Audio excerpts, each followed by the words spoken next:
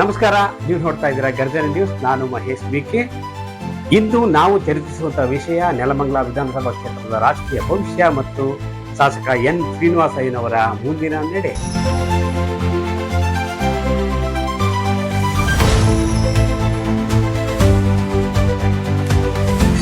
ಕಳೆದ 2023 ಚುನಾವಣೆಯಲ್ಲಿ ಜೆಡಿಎಸ್ ಭದ್ರಕೋಟೆ ಆಗಿದ್ದ ಕಾಂಗ್ರೆಸ್ನಲ್ಲಿ ಭಾರಿ ಅಂತರದಿಂದ ಗೆದ್ದು ಬಿಗಿದ ಎನ್ ಶ್ರೀನಿವಾಸಯ್ಯನವರು ಇದೀಗ ರಾಜಕೀಯ ವಲಯದಲ್ಲಿ ಗಮನ ಸೆಳೆದಿದ್ದಾರೆ.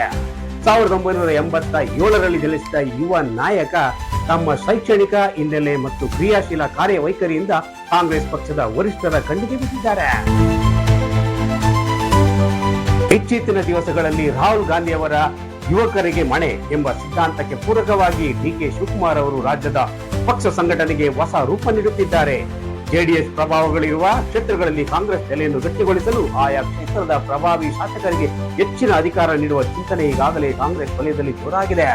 ಇದರಲ್ಲಿ ನೆಲಮಂಗಲ ಶಾಸಕರ ಹೆಸರು ಮುಂಚೂಣಿಯಲ್ಲಿ ಕೇಳಿ ಬರುತ್ತಿದೆ. ಯಾವುದೇ ಸಚಿವ ಸ್ಥಾನದ ಆಕಾಂಕ್ಷಿನೂ ಅಲ್ಲ, ಆಚೆ ಸಚಿವ ಸ್ಥಾನ ನನಗೆ ಬೇಕಾಗಿಲ್ಲ.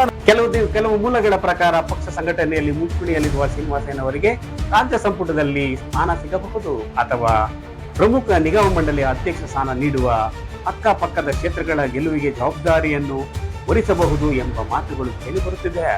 ಸ್ವಂತ ಶಾಸಕರು ಸಚಿವ ಸ್ಥಾನ ಆಕಾಂಕ್ಷಿಯಲ್ಲ ಎಂದು ಹೇಳಿದರು. ರಾಜಕೀಯ ಚದುರಂಗಾಟದಲ್ಲಿ ಈ ಬದಲಾವಣೆಗಳು ಸರ್ವೇ ಸಾಧಾರಣ ಎಂದು ರಾಜಕೀಯ ಪಂಡಿತರು ಹೇಳುತ್ತಾರೆ.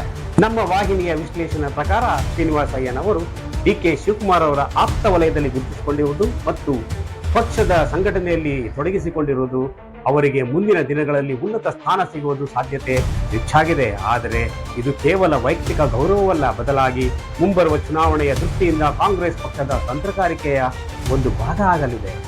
ಒಟ್ಟಾರೆ ಹೇಳುವುದಾದರೆ ಸಚಿವ ಸ್ಥಾನ ಸಿಗುವುದೋ ಅಥವಾ ನಿಗಮ ಮಂಡಳಿ ಜವಾಬ್ದಾರಿ ಸಿಗುವುದೋ ಅದು ಹೈಕಮಾಂಡ್ನ ತೀರ್ಮಾನಕ್ಕೆ ಬಿಟ್ಟದ್ದು. ಆದರೆ ನೆಲಮಂಗಲದಲ್ಲಿ ಕಾಂಗ್ರೆಸ್ ಪಕ್ಷದ ತನ್ನ ಬೇರುಗಳನ್ನು ಮತ್ತಷ್ಟು ಗಟ್ಟಿಗೊಳಿಸಲು ಶ್ರೀನಿವಾಸಯ್ಯನವರು ಬಳಸಿಕೊಳ್ಳುವುದಂತೂ ಖಂಡಿತ. ರಾಜಕೀಯ ಇಂತಹ ಕ್ಷಣದ ಬೆಳವಣಿಗೆಗಾಗಿ ನೋಡ್ತಾ ಇರಿ ಗರ್ಜನೆ ನ್ಯೂಸ್. ನೀವು ನಿಮ್ಮ ಅನಿಸಿಕೆ ಅಭಿಪ್ರಾಯಗಳನ್ನ ಕಮೆಂಟ್ ಮಾಡುವ ಮೂಲಕ ನಮಗೆ ತಿಳಿಸಿ. ನಮಸ್ಕಾರ.